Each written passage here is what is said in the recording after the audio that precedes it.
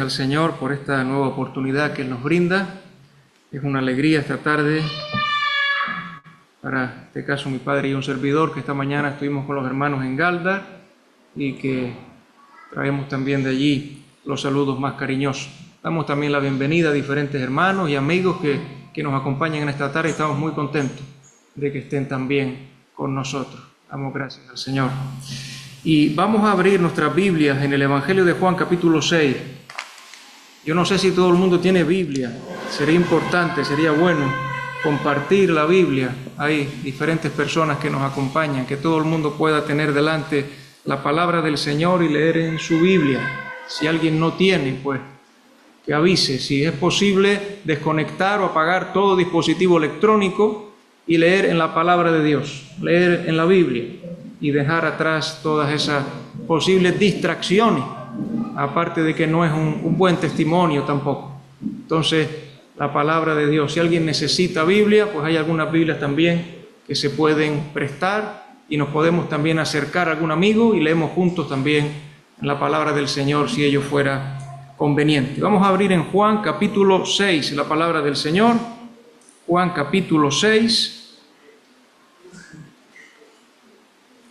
Y vamos a añadir una segunda lectura, la que nuestro hermano José Antonio ya nos ha hecho, los versículos 16 hasta el 21. Juan capítulo 6, versículos 16 al 21. Y dice así la palabra del Señor. Al anochecer descendieron sus discípulos al mar y entrando en una barca iban cruzando el mar hacia Capernaum. Estaba ya oscuro y Jesús no había venido a ellos, y se levantaba el mar con un gran viento que soplaba. Cuando habían remado como 25 o 30 estadios, vieron a Jesús que andaba sobre el mar y se acercaba a la barca, y tuvieron miedo. Mas él les dijo, yo soy, no temáis. Ellos entonces con gusto le recibieron en la barca, la cual llegó enseguida a la tierra a donde iba. Hasta aquí la lectura bíblica, que el Señor bendiga su palabra.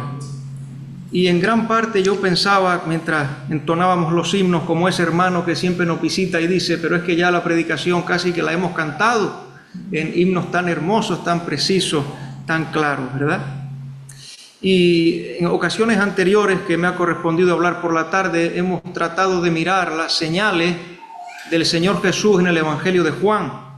Vamos a recordar al final de este Evangelio, en el capítulo 20, donde se nos habla del propósito por el cual el Espíritu Santo guió a Juan, Juan 20, 30 y 31, guió a Juan para que él registrase estas señales, estos portentos, estos milagros, Juan 20, 30 y 31, que durante su ministerio público el Señor Jesús hizo en este mundo. Dice así, hizo además Jesús muchas otras señales en presencia de sus discípulos, las cuales no están escritas en este libro, pero éstas se han escrito para que creáis que Jesús es el Cristo, el Hijo de Dios, y para que creyendo tengáis vida en su nombre. Y así en su momento vimos en el capítulo 2 de Juan, los versículos del 1 al 12, que el Señor Jesús convirtió el agua en vino en las bodas de Caná de Galilea. Eso es el capítulo 2 del 1 al 12.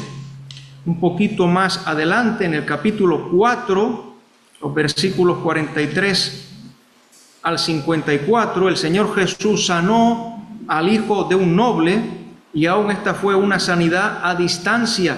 Dice el versículo 54 de Juan 4, esta segunda señal hizo Jesús cuando fue de Judea a Galilea. Luego en el capítulo 5, versículos del 1 al 18, tenemos el paralítico de Betesda, al cual el Señor sanó, y aún lo sanó en día de reposo. Y luego, en el capítulo 6, en cuarto lugar, los versículos 1 al 15, tenemos la alimentación de los 5.000. Y esta señal, esta cuarta señal, está muy relacionada con la quinta que hemos de mirar hoy brevemente. Jesús camina sobre el mar, porque ocurre justo a continuación, ocurre con un poco de lapso de tiempo de diferencia. El Señor Jesús que camina sobre el mar. Tanto Mateo como Marcos y Juan, esos tres evangelistas, hablan de esta señal del Señor Jesús. Ahora, cuando leemos los relatos, nos damos cuenta de que hay un propósito diferente en Marcos y Mateo que aquí en Juan. En Mateo y en Marcos, la gran lección, la gran enseñanza, el énfasis en la presentación de esta misma señal, es decir, que el Señor Jesús puede calmar la tempestad. Y de tal manera que el Señor Jesús puede traer paz al corazón. El Señor Jesús puede calmar la tempestad. El Señor puede traer paz al corazón. Esa es la lección principal cuando se habla de esta señal en Mateo o en Marcos. Pero aquí en Juan hay otra enseñanza, aunque es la misma señal. Aquí en Juan hay otro énfasis. Todo este capítulo 6 de Juan tiene una gran lección que tenemos que aprender, y esa gran lección se presenta tanto en la alimentación de los 5.000 como en el hecho de que el Señor Jesús justo a continuación camina sobre el mar. Y esto no es que nosotros queramos decirlo de nuestra propia mente, sino que a continuación en este capítulo 6, los versículos desde el 22 hasta el final del capítulo, al 71, vemos cómo hay una aplicación que el Señor Jesús le da a sus señales, incluye ambas señales y tiene que ver con lo que estaba ocurriendo en aquel momento. Hay una pregunta que recorre el capítulo 6 de Juan, y esa pregunta es: ¿por qué sigues al Señor Jesucristo? ¿Por qué dices creer en el Señor Jesucristo? Porque aquí había muchas personas que decían creer en el Señor Jesucristo, pero como ya antes había pasado en el capítulo 2 del Evangelio de Juan, dice que muchos habían creído en el Señor Jesús, pero Jesús no se fiaba de ellos, o Jesús no creía en el creer de ellos. La pregunta es: ¿por qué sigues o por qué dices creer en el Señor Jesucristo? Miren Juan 6, versículo 66. Dice: desde entonces muchos de sus discípulos volvieron atrás y ya no andaban con él. Vamos a buscar primera de Juan, capítulo 2 y versículo 19, sin perder aquí. Primera de Juan 2, 19. Primera de Juan, capítulo 2 y versículo 19. Y bien sabemos que existe la posibilidad de personas que parecen haber creído, que pensamos que están siguiendo al Señor Jesucristo por un tiempo, pero luego abandonan, luego se marchan, luego no están, porque en realidad no eran cristianos verdaderos, no habían creído realmente en el Señor Jesucristo como enseña su palabra. Miren, primera de Juan 2:19 dice: salieron de nosotros, pero no eran de nosotros, porque si hubiesen sido de nosotros, habían permanecido con nosotros, pero salieron para que se manifestase que no todos son de nosotros. No todos son de nosotros. Aquí en Juan capítulo 6 muchos se van a marchar, muchos se van a marchar. Pero en Juan capítulo 10, retornamos al Evangelio de Juan capítulo 10, los versículos 27 al 28, y queremos leer estos versículos para asegurar que el que ha creído en el Señor Jesucristo es salvo, y es salvo para siempre, tiene una salvación eterna. Juan 10, 27 y 28 dice: mis ovejas oyen mi voz, y yo las conozco y me siguen, y yo les doy vida eterna, y no perecerán jamás, ni nadie las arrebatará de mi mano. Así que ¿por qué las multitudes habrían en este capítulo de abandonar al Señor Jesús? Miren Juan capítulo 6, versículo 2, dice, esto es justo antes de la alimentación de los 5,000, Juan 6, versículo 2. Y le seguía gran multitud, y dice ahora, porque veían las señales que hacía en los enfermos. Versículo 26. Esto es antes de la alimentación y esto es después de la alimentación, al día siguiente. Respondió Jesús y les dijo, de cierto os digo que me buscáis, no porque habéis visto las señales, aquí es no porque habéis entendido las señales, sino porque comisteis el pan y os saciasteis. Y esta actitud no agradó al Señor Jesús, porque como él habría de explicarles, el Señor Jesús no solo quería darles pan, quería ser su pan.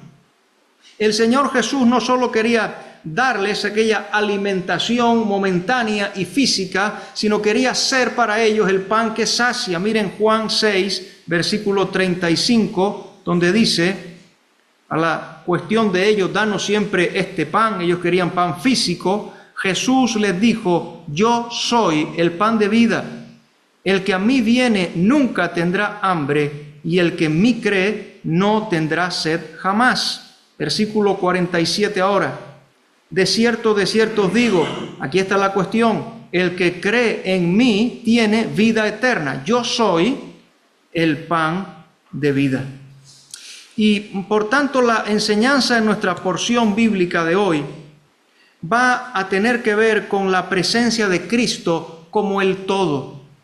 La presencia de Cristo es el todo del creyente. La persona de Cristo es quien satisface. La enseñanza de nuestro pasaje es que la presencia de Cristo a nuestro lado es suficiente, no importando la tempestad. Aún en medio de la tempestad, aun cuando la tempestad aún no se haya calmado, la presencia de Cristo a nuestro lado es suficiente. Él es el puerto que asegura. No debemos seguir al Señor Jesús por aquellas cosas que Él nos pueda dar. Debemos seguir al Señor Jesús porque Él es suficiente para cada uno de nosotros. Y en este contexto, luego de que el Señor había alimentado a las multitudes, dice el versículo 15, 6, versículo 15, pero entendiendo Jesús que iban a venir para apoderarse de Él, para hacerle rey, volvió a retirarse al monte él solo. Alguien dijo que el Señor Jesús se marchó cuando quisieron hacerle rey, pero se presentó cuando quisieron crucificarle. El Señor Jesús se marchó. La multitud quería entronizar al Señor Jesús, quería hacerle rey de inmediato, quería ponerle ya en el trono de Israel. ¿Pero qué querían? Querían un Mesías político militar que les liberase de los yugos extranjeros y que les alimentase de balde, que todos los días hubiera alimento. Pero no creían. Estas señales se han escrito para que creáis que Jesús es el Cristo, el Hijo de Dios, y creyendo tengáis vida en su nombre. No creían quién era Él. Muchos hoy también hablan de Cristo y quizá dicen hermosas palabras a veces de Él, de su enseñanza, de su doctrina, incluso de su vida admirable o de su ejemplo sin igual, pero niegan en Él al Dios encarnado. Niegan en Él al único Salvador que nos ha sido dado. Dice Hechos 4:12 que en ningún otro hay salvación, porque no hay otro nombre bajo el cielo dado a los hombres en que podamos ser salvos. Y en 1 Timoteo capítulo 2 dice que hay un solo Dios y asimismo un mediador entre Dios y los hombres, Jesucristo hombre, el cual se entregó en rescate por todos, de lo cual se dio testimonio a su debido tiempo. Así que aquí las multitudes no estaban dispuestos a reconocer a Cristo como el Salvador necesario y suficiente. Entremos entonces brevemente en nuestra porción bíblica para esta tarde. Versículo 16. Juan 6, 16.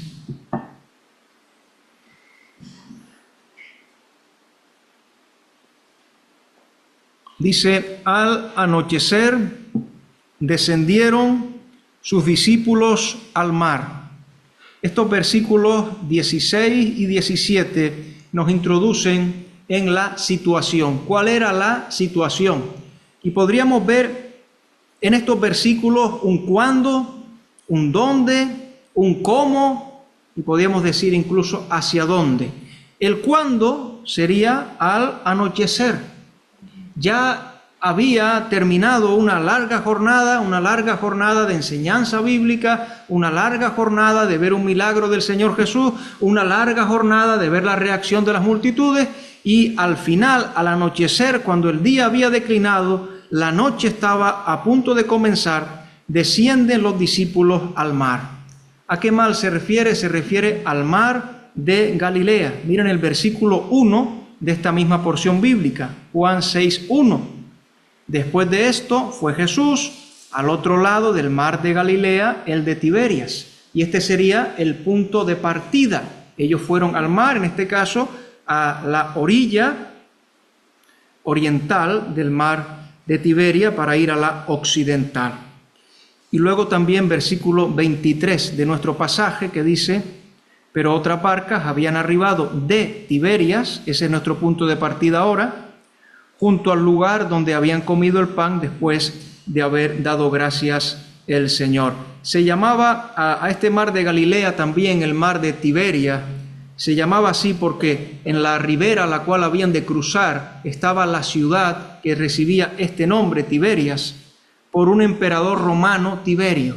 Así que los romanos hablaban del mar de Tiberias y los judíos solían hablar del mar de Galilea, aunque fuera el mismo mar.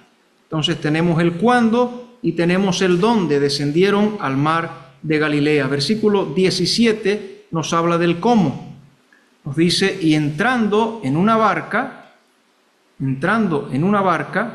paramos un momento ahí, y ahora vamos a buscar Mateo capítulo 14, versículos 22 al 23, simplemente para hacer notar Mateo 14, 22 y 23, en un pasaje paralelo, que era el mismo Señor el que había dado esta indicación a los apóstoles. Mateo 14, versículos 22 al 23, dice: enseguida Jesús hizo a sus discípulos, dice, entrar en la barca e ir delante de él a la otra ribera, entre tanto que él despedía a la multitud. Despedida la multitud, subió al monte a orar aparte, y cuando llegó la noche estaba allí solo. Así que esto era conforme a lo que había indicado el mismo Señor Jesucristo. Les mandó que entrasen en la barca y que comenzasen esta travesía. Y notamos que eran los discípulos, en este caso los apóstoles, los que tenían que entrar en la barca, así lo hicieron, pero que el Señor Jesús, apartado de las multitudes, tampoco fue con los discípulos, sino que él dice que subió al monte y que se dedicó a la oración. El Señor Jesús en la soledad, en este tiempo de el anochecer y aún de la noche, dedicado a la oración. ¿Y hacia dónde iban? Bueno, en cuarto lugar, en esta propuesta de situación, dice el pasaje, Juan 6, 17, y entrando en una barca, iban cruzando el mar hacia Capernaum, esa era la otra orilla. Iban cruzando el mar hacia Capernaum, así que de la ribera oriental hacia la occidental. Capernaum era una ciudad situada sobre la ribera noroeste del lago de Galilea. Y al tratar de buscar alguna información de Capernaum, aparte de que allí estaba la casa de Pedro, encontraba un dato que me resultó llamativo, y era el significado de la palabra Capernaum, porque Capernaum significa ciudad de consuelo. Ciudad de consuelo, y verdaderamente era para ellos, y había de ser para ellos, un puerto verdaderamente deseado aquella noche, arribar a la ciudad de Capernaum. Pero ahora al final del versículo 17 encontramos quizá algunas de las palabras que nos insisten en lo que hemos dicho es nuestra lección principal o la enseñanza principal de nuestro pasaje. Porque miren que dice al final del versículo 17, estaba ya oscuro, y subrayamos, y Jesús no había venido a ellos. Porque aquí lo destacado va a ser la presencia del Señor Jesús con los suyos. Esta es la porción que se enfatiza. Y dice aquí, Jesús no había venido a ellos. Ahora, luego de la situación, veamos el peligro en los versículos 18 al 19. Dice el versículo 18, y se levantaba el mar con gran viento que soplaba. Se habían embarcado en la calma, pero ahora, mientras avanzaban, cuando ya se iban alejando de tierra, comienza a surgir una tormenta. Los que conocen el lugar nos dicen que el mar de Galilea sufre el embate de repentinas tormentas y de violentas tempestades, que los vientos se precipitan por la depresión del Jordán a gran velocidad y que cuando azotan el mar de Galilea se levantan enormes olas. Y sobre los verbos empleados simplemente destacamos que tenemos en primer lugar se levantaba, y que ese verbo es un verbo interesante porque aparece en la voz pasiva, es decir, se levantaba o era levantado. También podría traducirse por se agitaba o era agitado.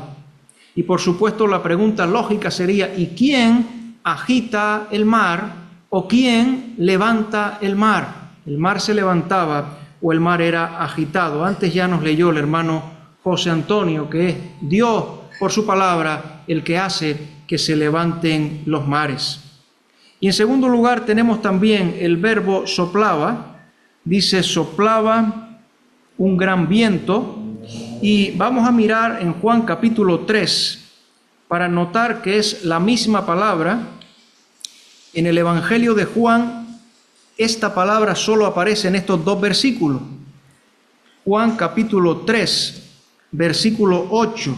Juan capítulo 3, versículo 8, y dice, el viento sopla de donde quiere, ahí está, sopla, y oye su sonido, mas ni sabes de dónde viene ni a dónde va, así es todo aquel que es nacido del Espíritu. Versículo 19. Estamos ya viendo que se ha iniciado un gran viento y esto conlleva una tormenta, el mar y las olas encrespadas. Versículo 19. Cuando habían remado como 25 o 30 estadios. De nuevo aquí nos ayuda mucho ir a los otros relatos de los evangelios, en este caso en Marcos 6, 48, que les invito a buscar. Marcos 6, 48, porque nos describe el esfuerzo y el cansancio de los discípulos tratando de avanzar en medio del viento. Marcos capítulo 6, versículo 48, solo vamos a leer la primera parte del versículo, dice, y viéndoles remar con gran fatiga, porque el viento les era contrario.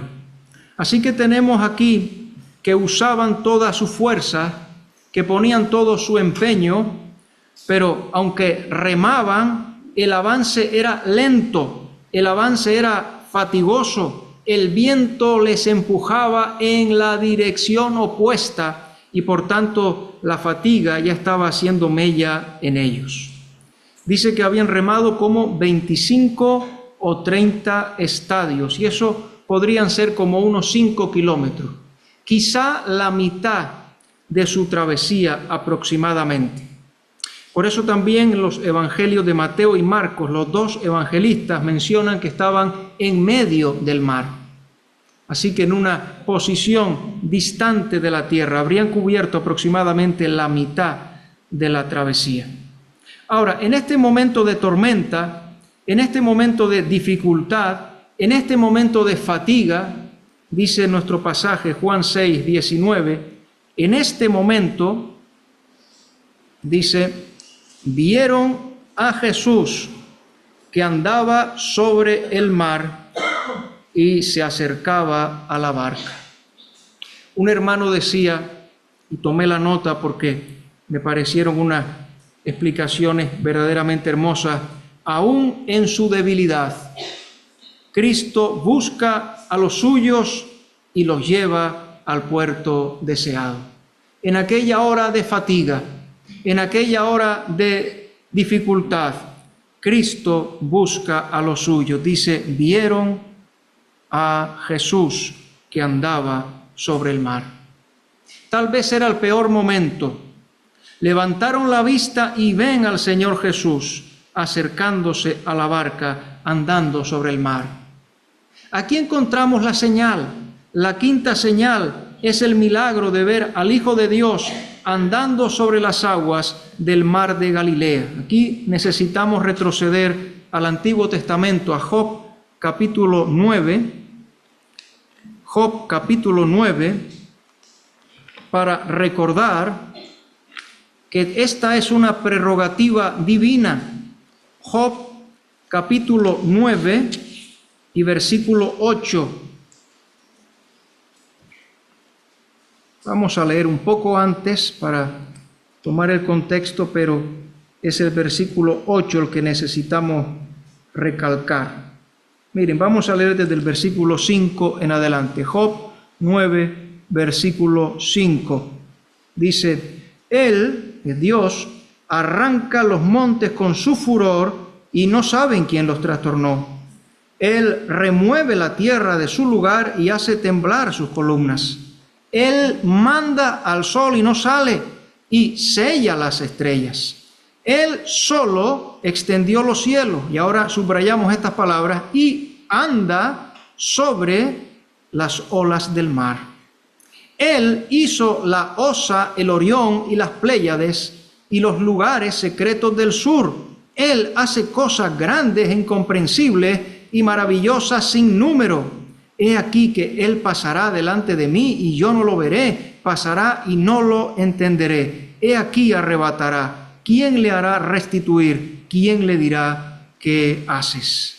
Así que todas estas expresiones de majestad, de poder, de autoridad, es el Dios creador de todas las cosas, ese es el Dios sustentador de todas las cosas con la palabra de su poder. Es el Señor Jesucristo, pues Dios se ha hecho hombre y camina entre los hombres. Y he ahí, caminando sobre el mar. Las olas están encrespadas.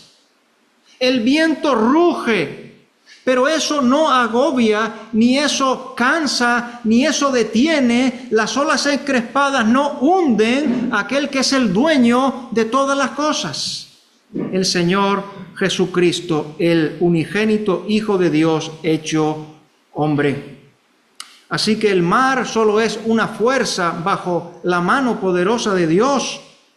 Él es soberano, sabio, todopoderoso. Él controla los montes, la tierra, el sol, las estrellas. Y dice en Job, maravillas sin número. Tiende los cielos como si fuera la tela de una tienda. Camina sobre las crestas del mar, las olas del océano. Él no solo domina el cielo, domina la tierra y domina el mar. Las maravillas y portentos de Dios no pueden contarse. Por eso el hombre hace bien en reconocer su pequeñez, en reconocer su insignificancia y postrarse ante la grandeza, ante la majestad del solo Dios vivo y verdadero.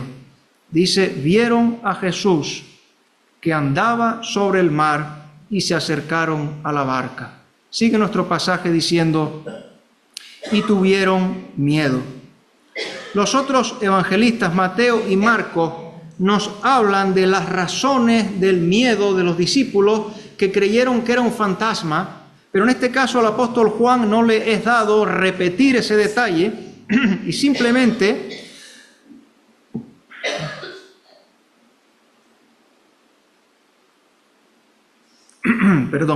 nos menciona la reacción de los apóstoles que tuvieron miedo, que tuvieron temor, que ahí se acrecentó o que ahí creció su temor. Cierto es que algunos comentaristas, algunos hermanos, al decir esto, hacen una nota en la cual no puedo insistir, pero sí quisiera al menos mencionarla. que siempre que hay una manifestación de Dios, una teofanía, hay temor. Siempre que hay una manifestación de Dios, una teofanía, hay temor. Y esto no solo en el Antiguo Testamento. Dios aparece a Abraham, anda delante de mí y sé perfecto, y tiene que decirle, lo veremos ahora, tiene que decirle, no temas. Esos Antiguos Testamentos, sí, pero en el Nuevo Testamento el apóstol Juan, en el Apocalipsis, cae como muerto, postrado ante los pies del Señor Jesucristo glorificado cuando le aparece. Así que no podemos tampoco dejar al menos de mencionar ese temor que ocurre cuando hay alguna manifestación del poder de Dios, una teofanía, en este caso Cristo caminando sobre las aguas, más allá de lo que ellos pensaran o sintieran o pudieran comprender, que no era todo, por supuesto, aún correcto. Así que tenemos aquí, hemos dicho, el peligro, pero también ya llegamos a hablar de la presencia. Versículos 20 al 21. Mas él les dijo, ¿cuáles son las palabras? ¿Cuáles son las palabras que se escuchan del Divino Maestro? Mas él les dijo, yo soy. Tenemos que ir a Éxodo capítulo 3. Tenemos que ir a Éxodo capítulo 3. Porque cuando Dios revela su nombre a Moisés, Éxodo capítulo 3, cuando Dios revela su nombre a Moisés, Éxodo capítulo 3, precisamente le dice de esta misma manera. Éxodo 3, vamos a leer 13 al 15, sería bueno leer todo el pasaje, pero 13 al 15. Éxodo 3, 13 al 15. Dijo Moisés a Dios, he aquí que llego yo a los hijos de Israel y les digo, el Dios de vuestros padres me ha enviado a vosotros. Si ellos me preguntaren cuál es su nombre, ¿qué les responderé? Y respondió Dios a Moisés, yo soy el que soy. Así dirás a los hijos de Israel, yo soy, me envió a vosotros. Además dijo Dios a Moisés, así dirás a los hijos de Israel, Jehová, el Dios de vuestros padres, el Dios de Abraham, Dios de Isaac y Dios de Jacob, me ha enviado a vosotros. Este es mi nombre para siempre, con él se me recordará por todos los siglos. Retornamos al Evangelio de Juan, y en este caso al capítulo 8, Juan capítulo 8, así que tenemos yo soy, tal como Dios se revela a Moisés, ese yo soy es Jehová. Juan capítulo 8, versículo 58 y 59. Aquí es el Señor Jesús hablando con los judíos. Y este es un pasaje importante para apreciar cómo los mismos judíos incrédulos e impenitentes entendían el significado de estas palabras. Mire Juan 8, 58. Dice, Jesús les dijo, de cierto os digo, antes que Abraham fuese, ¿qué dice ahora? Yo soy. Y ahí se está identificando en su divinidad. ¿Qué hicieron los judíos? Tomaron entonces piedras para arrojárselas. Ellos estaban entendiendo que él estaba reivindicando ser Dios mismo, pero Jesús se escondió y salió del templo y atravesando por en medio de ellos se fue. Los judíos entendían que Jesús estaba afirmando ser Jehová, el único Dios vivo y verdadero. Y aquí es lo que el Señor les está diciendo a los discípulos. Les está diciendo, yo soy. Y junto con ese yo soy, esas dos palabras consoladoras. Estas palabras están en Mateo, en Marcos y en Juan. Yo soy, y a continuación, no temáis. Ciertamente con alguien como el creador de todas las cosas, como el sustentador del universo, no habría razón alguna para temer ni aún en aquella tormenta. Aquel que hizo el mar de Galilea, ¿podía hacer que sus aguas estuviesen tranquilas? ¿O podría preservarles en medio de las encrespadas olas? No estaban solos allí en medio de la tormenta. Acudiendo en su ayuda estaba el Señor. Si Dios es por nosotros, ¿quién contra nosotros? Pero decía el hermano Antonio Díez, ¿y si Dios no es por nosotros? Gracias a Dios que Él es por nosotros. Ellos estaban con Jesús y Jesús estaba con ellos.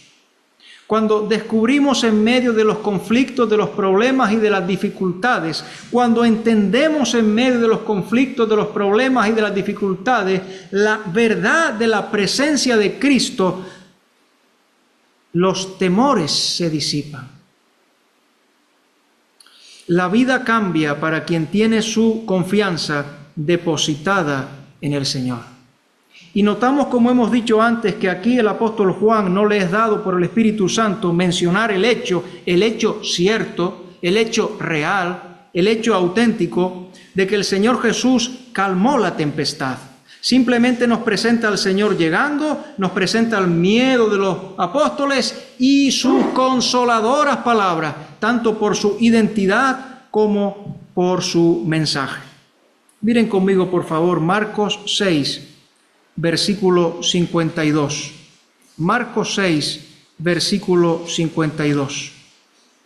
Porque en esta señal había un propósito benefactor que el Señor quería fijar en la mente de los apóstoles y también nos trae a nosotros hoy para el creyente, y aún también hay un mensaje para el que aún no es de Cristo. Marcos 6, 52 dice: porque aún no habían entendido lo de los panes, esa multiplicación milagrosa, por cuanto estaban endurecidos sus corazones. Aún no habían entendido.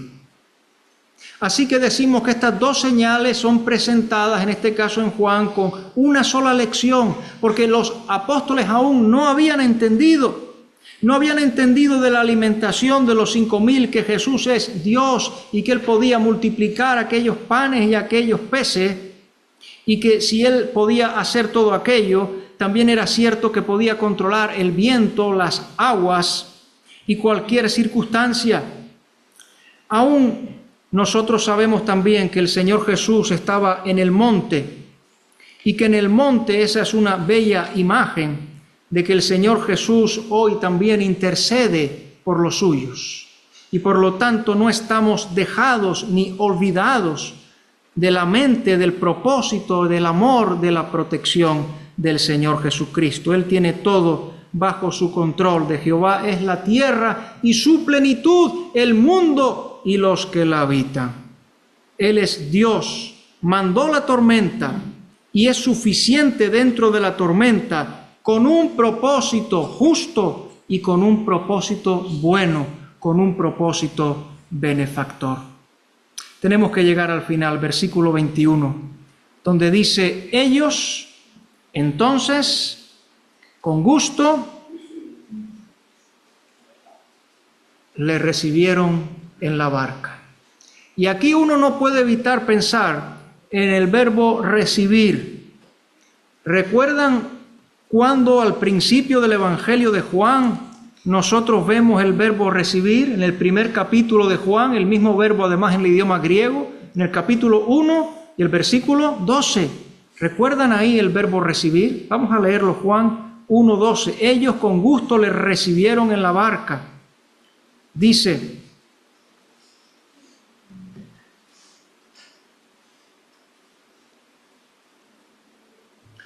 más a todos los que le recibieron. Y ahora viene lo que se llama una frase epexegética, es decir, una frase que no explica la frase anterior. ¿Qué significa recibir a Cristo aquí en Juan 1:12? Dice: a los que creen en su nombre, les dio potestad de ser hechos hijos de Dios. Ellos con gusto entonces le recibieron en la barca. Aquí tenemos una ilustración preciosa de la palabra del Evangelio y de la necesidad para cada persona que aún está sin Cristo de creer en Él, de recibirle como el Salvador que puede llevarle, que ha de llevarle a un puerto seguro, librándole del pecado y de la muerte eterna. Retornamos a Juan capítulo 6, estamos llegando ya al final. Yo pensaba que iba a terminar hoy algo antes, pero parece que no va a ser posible. Dice el versículo 21 al final: la cual llegó enseguida a la tierra a donde iban. Y aquí pues también se destaca como qué peculiar, qué raro, qué llamativo. La barca llegó, como dice, estaban en medio, ¿no? Pero ¿cómo llegaron? Enseguida fue llegar el Señor Jesús y la barca llegó rápido, llegó pronto a tierra firme. Qué persona más maravillosa el Señor Jesucristo. Así que si hemos recibido a Cristo, aunque la noche esté oscura y el viento sea fuerte, nos podemos consolar con el pensamiento de que hemos de llegar pronto y salvos a puerto, que ahora está más cerca de nosotros nuestra salvación que cuando creímos. Pero miren, el Salmo 107 que nos leyó antes el hermano José Antonio, nada más mencionar algo del Salmo 107. Salmo 107.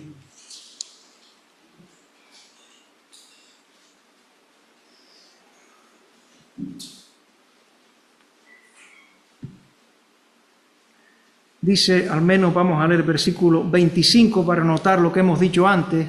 Versículo 25 dice acerca de Dios, porque habló e hizo levantar, es el mismo verbo, hemos dicho que fue levantado, pues aquí dice hizo levantar un viento tempestuoso que encrespa sus ondas, suben a los cielos, es la imagen de una barca azotada por las olas, suben a los cielos, descienden a los abismos, sus almas se derriten con el mal, tiemblan y titubean como ebrios, y toda su ciencia es inútil.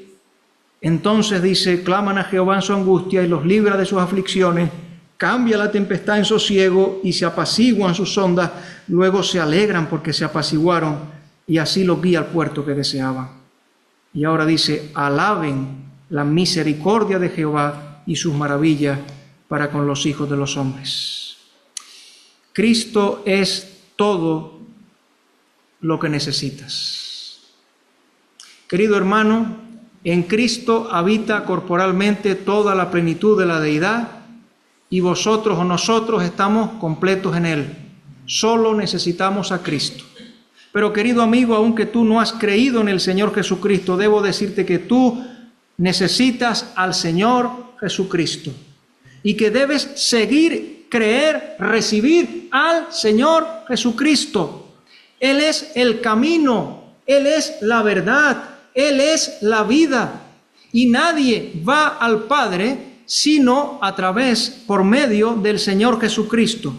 Y quiero decirte una vez más que no quieras seguir a Cristo por las cosas que Él te puede dar, por el pan o por los peces.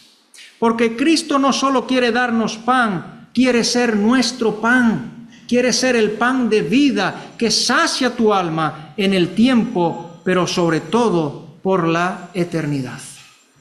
Y vamos a mirar, para terminar ya nada más, hay un himno que hemos cantado al principio, es el himno 383, si tienen el himnario delante, y si no, yo lo voy a mencionar. El himno 383. Voy a decirlo en español y ustedes me disculpan, pero Enrique Blanco, los que saben inglés ya saben cómo se llamaba, pero Enrique Blanco era un joven de verdad, con unas aptitudes que dejaban sorprendido a cualquiera. Tenía una facilidad para la poesía excepcional. Y este joven era alguien rebelde a la palabra de Dios, hasta que un día escuchó el Evangelio y Cristo salvó y cambió su vida. Y aún él dijo, yo quiero dedicar mi vida a Cristo. Este joven podría tener tal vez unos 19 o 20 años, algo así. Yo quiero ahora dedicar mi vida a Cristo. Era un poeta excepcional. De hecho, los más grandes poetas del Reino Unido, como Coleridge, como Lord Byron, tienen a este como uno de los poetas insignes. Era un poeta excepcional, muy joven. Y él entró, a estudiar la Biblia porque él quería, convertido, dedicar su vida a Cristo. Ahora, estando en la universidad, en Cambridge, su estado de salud, que había iniciado precario, se le fue complicando. Y este joven, Enrique Blanco, sobre la edad de 22 años, algunos dicen 21, vamos a dejarlo en 22, después de un tiempo de convalecencia y aún de tener que detener sus estudios, partió para estar con Cristo. Él llegó a escribir 10 himnos y uno de sus himnos dice así. Así describía él su conversión. En mares procelosos, la tormenta, mi débil barca se aprestó a romper. Bramaba el viento y las furiosas olas ya se estrellaban turbias a mis pies. Y helado el corazón desesperado, la lucha desigual, abandoné su rebeldía, su encono, su incredulidad. Cuando brilló de pronto la estrella de la mañana, Cristo de Belén. Jesús, mi luz, mi guía, mi consuelo, mi salvación y mi esperanza fue.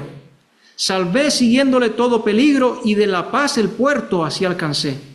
Anclado y salvo ya con gratos himnos, su amor incomparable cantaré. No habrá cansancio en mí, mientras alabe mi grata estrella, Cristo de Belén. Y ciertamente no sabemos si nuestros días en este mundo han de ser muchos o han de ser pocos. Pero vemos en el ejemplo de este joven cómo no hay que dejar para mañana el resolver esta crucial decisión, para que cuando hayamos de soltar amarras en este mundo, podamos llegar al puerto anhelado, al puerto deseado, guiado y recibido por el Señor Jesucristo, el Salvador de todos los hombres. Que Él nos bendiga con su palabra. Amén.